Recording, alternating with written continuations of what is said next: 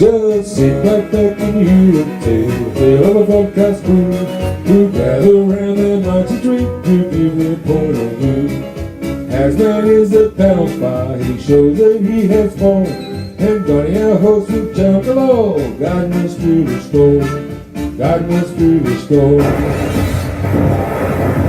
Big T's our rock, he keeps us true, he often gets his say, and just alive he knows the girls and everything Dragon's way, and everything Dragon's way. The Mad Dragon podcast is a journey unforeseen, with Tasman and Donnie to the moon, and there's Big T and Coco, just the start, Mazza and the other crew, here on the Mad Dragon podcast. Well, g'day Dragons fans, and welcome back to Summer Shorts. This is a little series where over the summertime I pick some light topics, some small topics to go through and just give my thoughts. And today I want to talk about an article written by Joel Beaton on the Dragons website, the 2025 Rookie Watch. The Dragons' young guns preparing for big years. It's fantastic content by the Dragons media team. I think they're doing a remarkable job in this off season, getting us all very, very excited for the season ahead. And I think this is a great article because it gives Dragons fans a bit of information in terms of the young players that are coming through our systems, where they've come from, what they're capable of, and what to expect from them. I don't think this content's going to be quite as good as what the Dragons team have put together, because this is going to be my genuine thoughts. There's going to be some good, some bad. Most of it's good. So I think most of the talent we've got coming through and have got opportunities in the train and trial squads and development squads, and also in our top 30 for the 2025 season. I think there's a lot of really good talent. They kick off with Dylan Egan. Dylan Egan he was touted as a potential bolter in 2024 in the lead up to pre-season, the lead up to trials. There was some thought that he could have actually been our starting second rower in 2024. Now, as it turned out, that's not the way that it played out. He got his chance in the trials and probably wasn't quite ready, and that was shown through those trials. And I think 2024 was a big year for Dylan. He played a lot of New South Wales Cup time. I think he played in just about every single match of the New South Wales Cup season. He was the leading tackler in that competition, in the entire comp. 96% efficiency. He was fantastic defensively, really good defender. The question mark or the criticism that I would have had of him for most of that 24 season was his lack of offensive involvement. What he did was quality. When he gets his hands on the ball, he does some really good things, but needs to get more involved in attack. And I think as the season progressed, he did that more and more, and towards the back end of the season, he was starting to show signs to me that he is ready to step up to that next level. I don't think he was ready in 2024. He'll have another NRL pre-season under his belt. I think this guy's a bit of a smoking gun, a guy that is flying a little below the radar and could be one to watch in 2025. He's a very good player, very workmanlike. He's not going to do a lot of the flashy stuff, although he's got some good late footwork that can cause some headaches and can cause problems in attack. But it's those little 1%ers that he does that's really impressive. I think that I wouldn't be surprised to see him make his debut early in 2025. The second man on the list is Finau Latu. This is another guy that I think has been largely forgotten. I think it's really the big three of Locko Tonga, Jacob Palangahu and Finau Latu. Now those first two, they've got plenty of press. They've got plenty of people speaking their name and saying how bloody good they are. A lot of people are saying, well, who's this other guy? Who's this Finau Latu guy? Who's he and where's he from? He is every bit as good and as talented as Locko Tonga and Jacob Palangahu. He is right there amongst them as a schoolboy, Australian schoolboys representative, a guy that he's an absolute monster. middle third forward, fairly versatile as well, played a lot of lock, so he's a smaller middle forward, but he can play front row. He can do it all. He's a very, very good player. I again would not be surprised at all to see him make his NRL debut at some stage during 2025. I think he's an absolute weapon. And he's a guy that I really want to see the Dragons lock down. My concern with Finau Latu is that he is only contracted for 2025. He does not currently have a contract for 2026, which means that right now, other clubs can talk to him. And that scares the shit out of me because he's a very good player, and we need to get to extending him as soon as possible. The next man on the list is another bloke that's coming into our top 30, Hamish Stewart. I don't know who Hamish Stewart's manager is, but he deserves a raise. Hamish Stewart is locked in for not just the 2025 season. He has a player option, so it's his option as to whether he stays at the club for 2026 and 2027. He's a good player. He's an okay player. He's a guy that, you know, he'll do a job if he gets a chance, but he's not good enough, in my opinion, to have a contract that long with the club, to be locked down and be secured with an NRL contract for 3 years. I don't think he is anywhere near that good. In saying that, like he's a good player. He's a guy that will make his tackles. He's improved a bit, I think, during the 2024 season. He's shown a little bit more than I thought he had.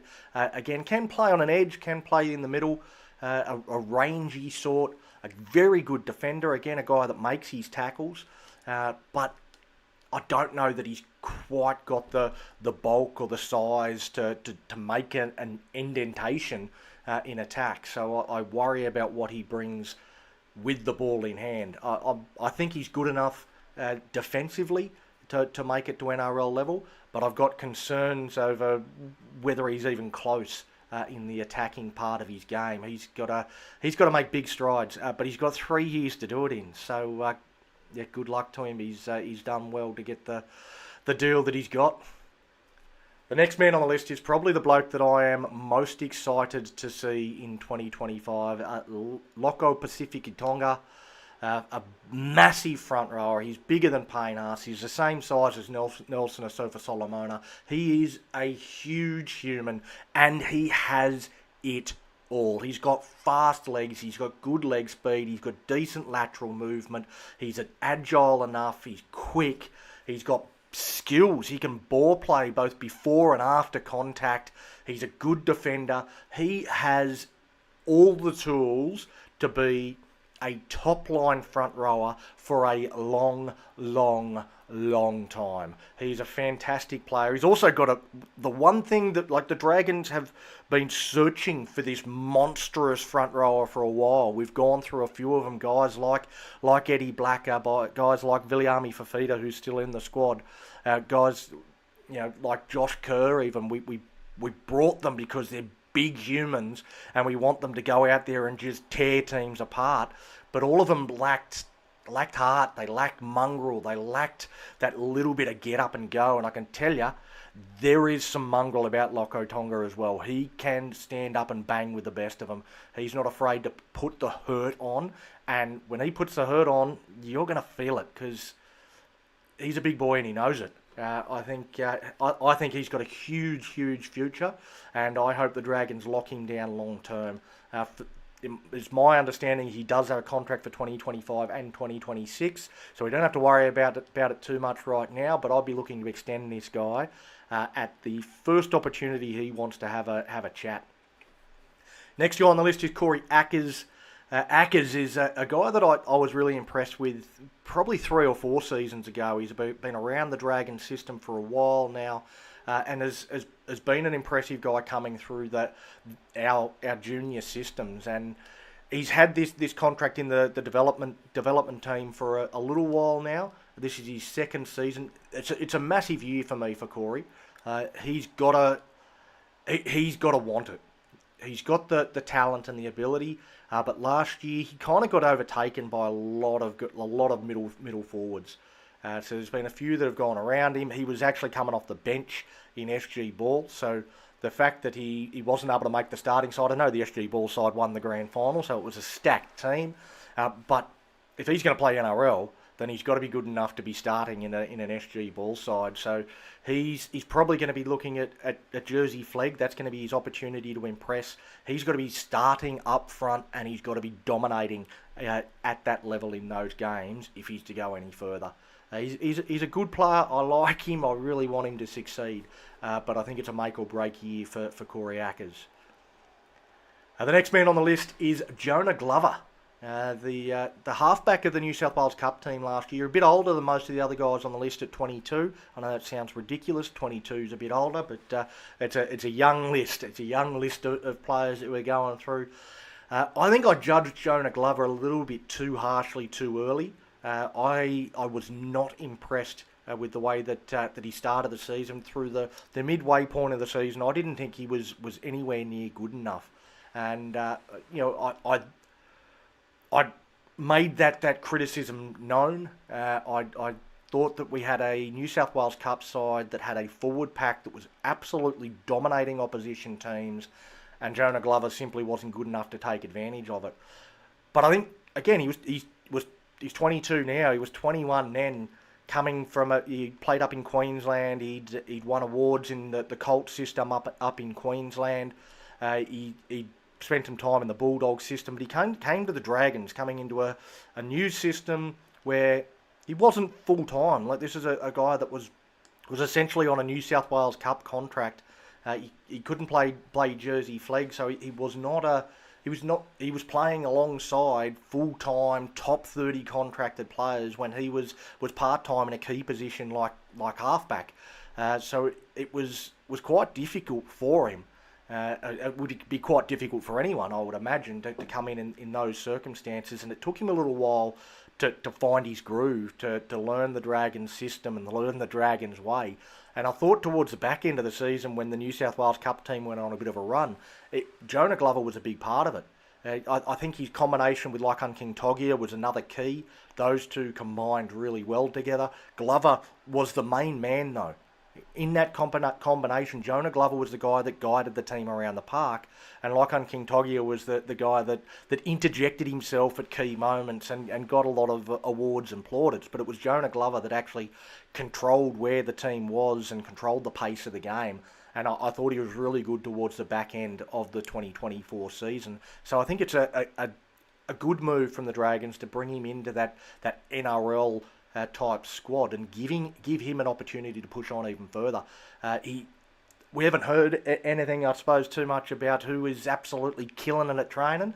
But in all the shots, all the photos I see of any sort of endurance work, it looks to me like Jonah Glover is right up near the front and giving it everything that he's got to give. I think he's another guy that could really surprise a few throughout this 2025 season, and I'm really looking forward to the New South Wales Cup season and seeing that combination between Glover and LKT develop a little bit further, because I think it was really solid last year. I think it's going to be even better in 2025. All right, next, a little bit further on down the list, is the man that I mentioned about 6 times in that Jonah Glover talk, and that's Lachlan King Togia. We got our first sight of this youngster from Dalby. Just last year, at the back end of the year, playing the last 4 games of the season. He is a really talented half. So we've got quite a few really talented halves, but of all of them, the bloke that is the most physically capable, the most physically ready to do the job, it's LKT. He's a guy that he's ready to step up into the NRL, and after another pre-season, he's going to be even more ready. He's not a 7. He's a definite 6. He's not a guy that is going to guide a team around the park. He is the guy that is going to get his hands on the ball, not 70, 80, 90 times a game. He's going to touch it maybe that sort of 40, 50 mark. He's got a crafty little short kicking game. He's got a beautiful short pass. He's got a nice little slider hand that it looks like he's going out the back, and just really soft hands, the way that he can hold it up and put guys into gaps and into space, and then he can hold it up even longer and watch it open up for him, and he'll go through it himself. So he's got a good running game. He's an exciting player to watch. and he will be a bit of a project, I guess, and a guy to keep an eye on this season, because I think he's in for another big year, and he's going to be putting a lot of pressure on our halves. You know, we've got Lachlan Ilias and Kyle Flanagan. As excited as Dragons fans might be about those two and that combination, in particular Lachlan Ilias being a new signing, neither of them are that bloody good. So Lachlan King Togia has an opportunity that if he impresses, if he continues his meteoric rise, he could find himself in the NRL side usurping one of those two with ease, because I think he's got more talent, he's got a higher ceiling than those guys, and I think he'll play plenty of NRL in 2025, or at least he should. Next on the list is another one of my absolute favourites in Nick Sagranis. He's again a bloke that I've been watching coming through our systems. He loves the Dragons. I remember when I went over to Sydney last year to what not last year, was the year before. Went over to watch a couple of games and went to Cogra to see a game, and running into Nick Sagranis, who wasn't there as a player, he was there as a fan. He just loves the club. He loves rugby league, and you can see it in everything he does. An edge forward that absolutely hits like a locomotive. He is a million miles an hour with everything that he does. He does not have any stop in him. I think where he got into a little bit of strife, I think, in 2024 was that he got suspended a few times, going a little bit too hard. So it's got to be that controlled aggression. But he's a bloke that just wears his heart on his sleeve, and there aren't too many players I enjoy watching play the game more than Nick Sagranis. I really hope that he makes it. I'm a little bit too emotionally invested in Nick to give an unbiased, objective opinion here, but take my subjective one. He's an absolute weapon, and I can't wait to see what he produces in 2025 with an NRL pre-season under his belt. He's a guy that wants it, and I hope he gets it. Next man on the list is Hayden Buchanan. This is another guy that's got plenty of hype around him, and the hype is real. He's a very good player. He's an absolute sponge and a student of the game. Another guy that loves rugby league and is willing to listen, and I know he's listening to the right guys. You'll listen to the coaches and everything that they say, every single little detail, he absorbs it all and wants to go out there and implement it. He wants to improve. He knows where he's got to get to. He knows what he's got to do, and he's willing to do the work. I think he does have a little bit of work to do, particularly on his defence. There was a couple of times last year in New South Wales Cup where he got found out defensively, but the kid's only 18. And he's playing New South Wales Cup and holding his own in quite a few games. He had a couple of little moments where you're like, oh, maybe go back to Jersey Flegg and work on that for a couple of weeks. But that was that's as an 18-year-old. So he's very young. He's got a lot of time on his hands. So he's got a lot of time in front of him. He's going to make it, this bloke. It's just a matter of when. I think it's one where we have to show some patience. I don't think he's one that you want to chuck in too early and burn him out. But he's got a future, and it's going to be compulsory viewing. I think Hayden Buchanan over the next 18 months to 2 years. Before we do see him as a regular in that NRL side. He'll find a place. I know we've got a couple of very good outside backs that are going to be there for a little while yet. He'll find his way somehow into the NRL side. He will force coaches to pick him. Okay, now we're getting a little bit further down the list. Amon Fitzgibbon is the next man. When I talk quite often about how excited I am about the young halves that we have coming through this club, and there is a crop of very, very good young halves that are coming through the club. And when I talk about who those young halves are, Amon Fitzgibbon isn't a name that's on the tip of my tongue. He's not a guy that I will readily mention as a future Dragons halfback. I know he's Craig Fitzgibbon's son, so he has that bit of pedigree behind him. He knows because of that relationship, he's going to have some idea as to what it takes to make it at the top level. That does give him some sort of advantages. But I just haven't seen enough from him to suggest that he is an NRL quality half. I was surprised when I saw his name in this list. And so I'm not a big Fitzgibbon fan. When I talk about the halves, I talk about Lycan King Togia, I talk about Cade Reed, I talk about Jazarkey, I talk about Marley McLaren, I talk about guys like this that are in our system and coming through. They're the guys that I'm looking forward to seeing. Amon Fitzgibbon is just not one that's propped up for me. Again, 18 years of age. I mean, give the kid a break. So there's still plenty of time for him to step up and go to that next level. But it is not one that I am incredibly excited about. Incredibly excited is an understatement when it comes to the next bloke, Jacob Alangahu. What an absolute machine this guy is. He is unbelievable. I've said a few times that I think Jacob Alangahu is the best player his age in the world. There is no one better. He is unbelievably good. Again, a second row forward with phenomenal leadership ability. Like he's a captain in waiting. He is a club captain. In 2 years' time at 20, give him the captaincy and make him the Dragons captain for the next 15 years.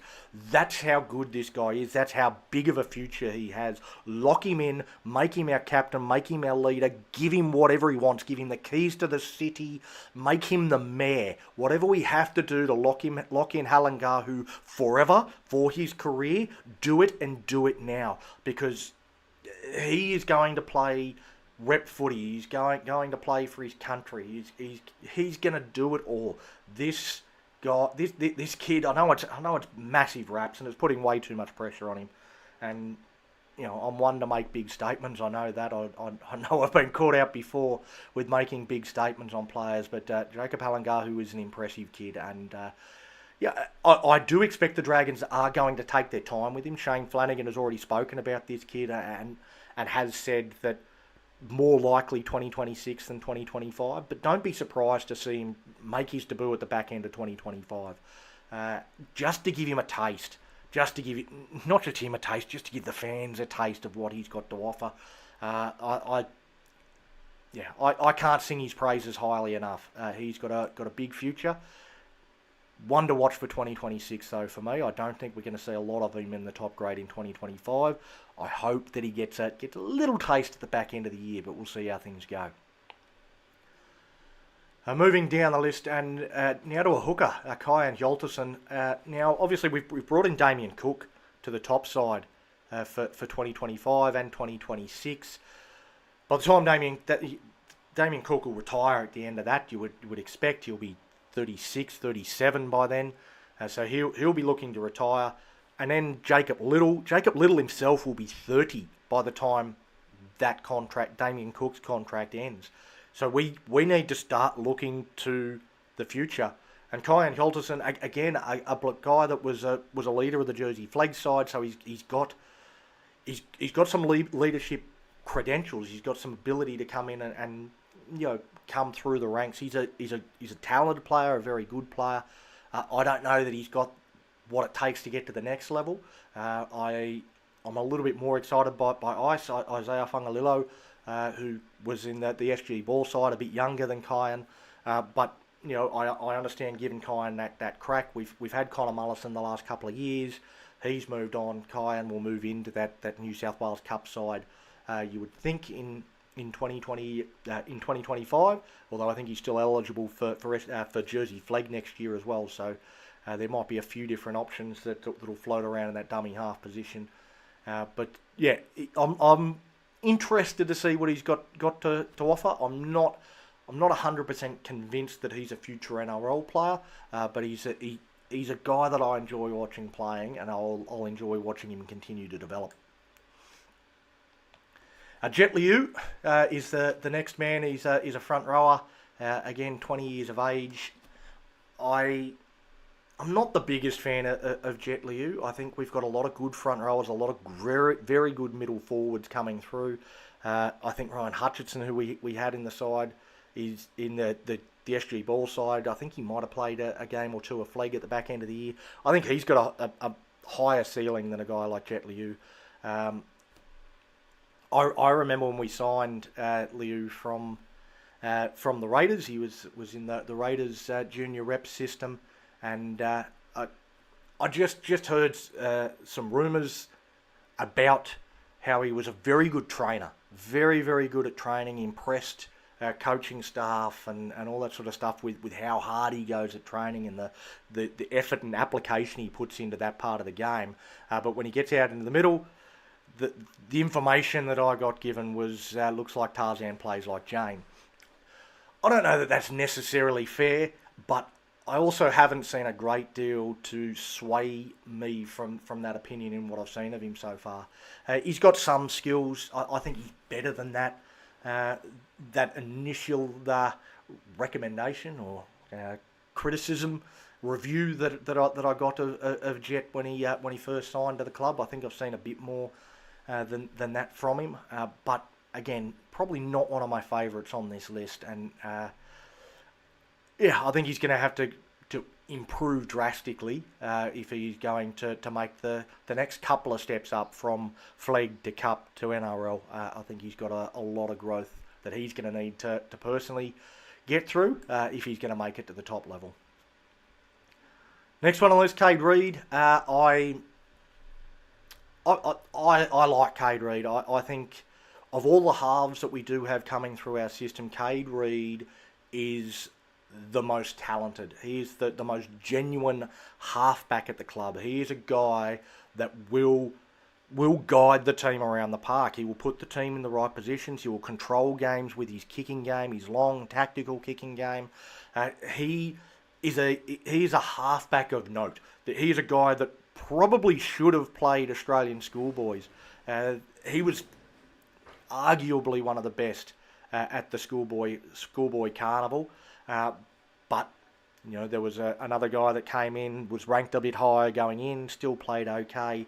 He got the gig, the Bulldogs halves, and Anyway, there was a little bit of politics involved from different people that I've spoken to, and Cade was very unlucky not to get that honour. I think he's a wonderful player.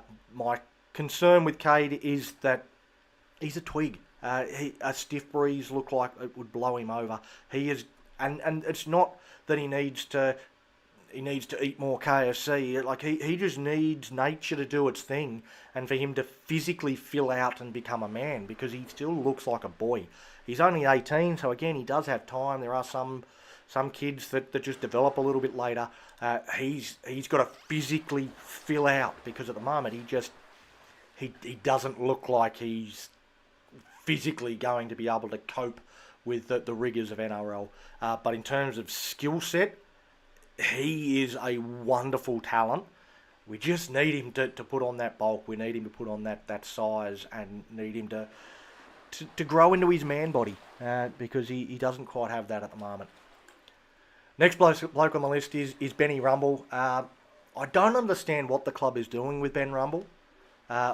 Last year in the New South Wales Cup side, we had no fullback for basically the entire year.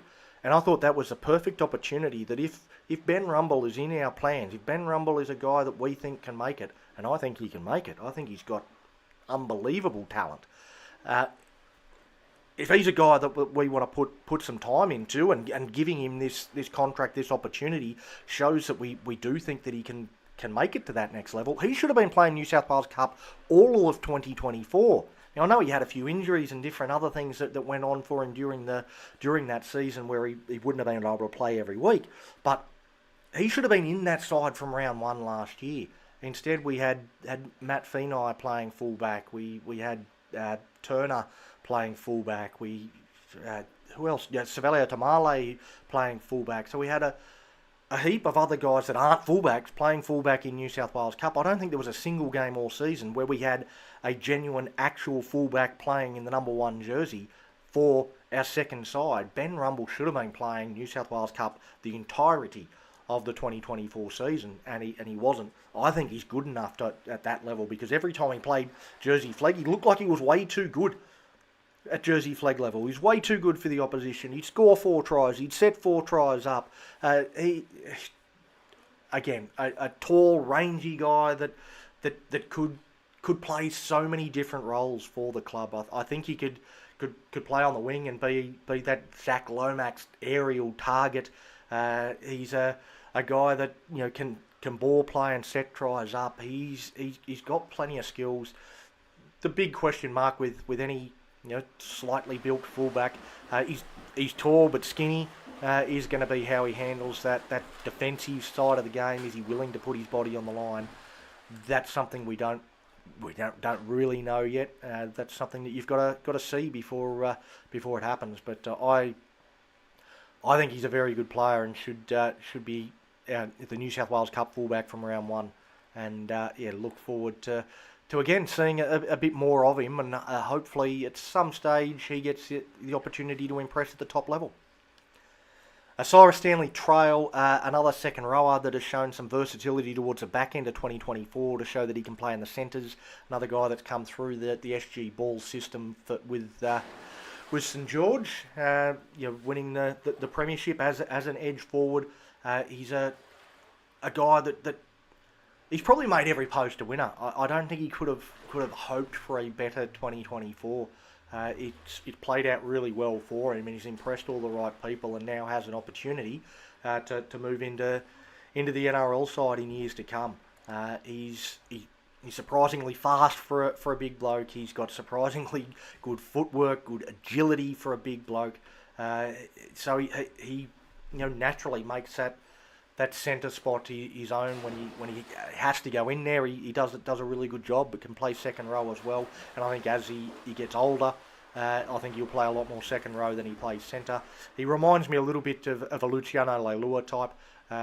He's got that sort of body type, and I think that's like Luciano Leilua. The biggest question mark is probably going to be around his fitness. If he can, get disciplined and get his diet right and live in the gym. I think he's another guy that could be absolutely anything if he wants to be.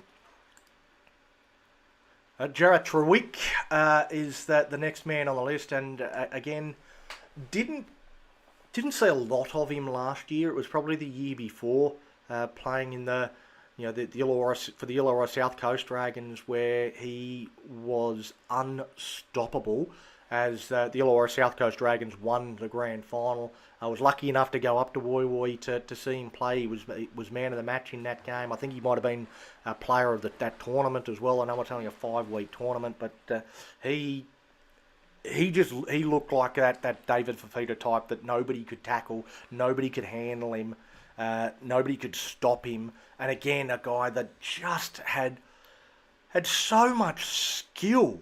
Like, it was unbelievable. Like, he had the skill of a halfback, the way that he could throw, get the ball, draw in defenders. He'd draw in 3 or 4 defenders because they can't tackle him, and then he'd throw a 30-metre cutout pass to the winger and hit him right on the chest. Like, it's unfair how classy this guy was.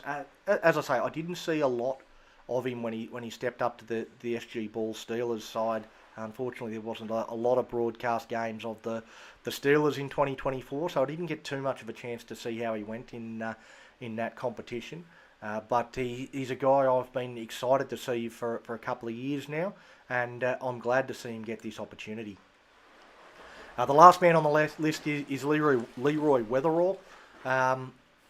Surprised to see him on the list, if I'm honest. I know he's a guy that there was a lot of hype about him heading in to 2024 as being the real player to watch for the Steelers in that Harold Matts competition. It was his second year of Matts, and I just don't think he made every post a winner. I don't think he quite lived up to that expectation.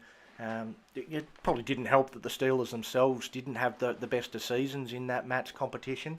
But if a 17-year-old was going to get a contract like this, I would have thought that Jack Talbot, the fullback that won the Harold Matts Player of the Year, not just the player of the year for the Steelers in the Harold Matts competition, that the player of the year for the entire Harold Matts competition. Now that's more impressive because of the fact that the Steelers, the team that he played for, finished down in the bottom half of the ladder. So I would have thought Jack Talbot would have been the 17. If I was giving a 17-year-old this contract, it would have been Talbot, not Weatherall. That said, he's 17. I don't know that we can expect too much from a 17-year-old. Another front rower, another middle forward. I think we've got a lot of them in our system at the moment.